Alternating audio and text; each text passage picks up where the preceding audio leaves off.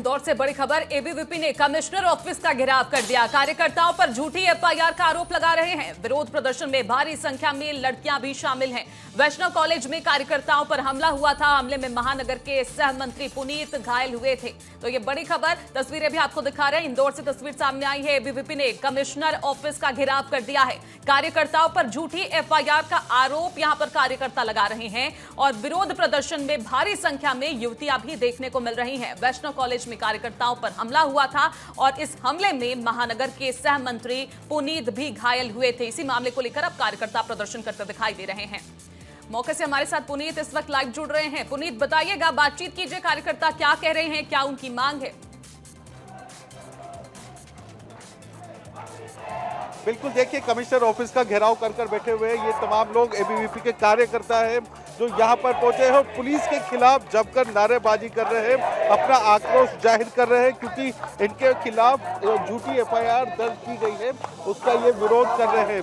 तो देखिए, विरोध यहाँ पर स्पष्ट नजर आ रहा है। बड़ी संख्या में कार्यकर्ता यहाँ पहुंचे हैं और हम इनसे बात कर लेते हैं कि क्या वजह है, ये लोग क्यों यहाँ पर पहुंचे हैं, किस तरह से ये लोग प्रदर्शन कर रहे हैं। देवेश गुजर है हमारे साथ एबीवीपी के, हम उनसे बात करेंगे। देवेश, क्या हुआ है?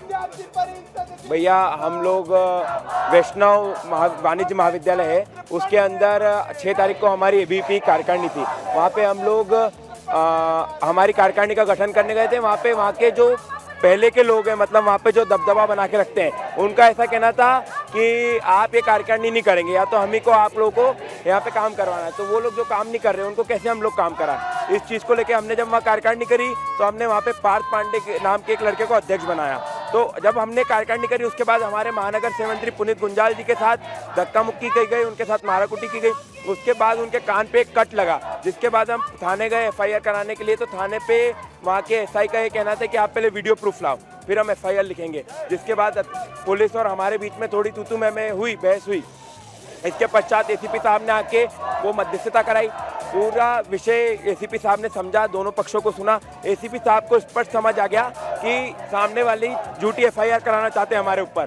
तो जब एसीपी साहब को समझ आ गया तो उन्होंने हमारी एफआईआर लिखी, उनकी एफआईआर नहीं लिखी। पर राजनीतिक दबाव की वजह से हमारी एफआईआर लिखने के लगभग 1 दिन बाद उनकी एफआईआर लिखी गई। 32 घंटे, प्रकरण के 32 घंटे के बाद उन लोगों की एफआईआर लिखी गई और ऐसे लोगों के ऊपर एफआईआर लिखी गई जो वहाँ पे स्पॉट पे मौजूद ही नहीं थे। आज मांग ये है कि टीआई साहब और एसीपी साहब दोनों को हटाना है। इसके साथ साथ हमारी एक मांग ये भी है कि दोषियों पे कार्रवाई होनी चाहिए और हमारे ऊपर जो निराधार एफआईआर की है गई है वो हटानी चाहिए। तो देखिए, बता रहे हैं कि जो एफआईआर दर्ज की गई है उससे खात्मा किया जाए, इसके अलावा जो दोषी है उनकी धाराएं और बढ़ाई जाए, टीआई और एसीपी को सस्पेंड किया जाए, हटाया जाए।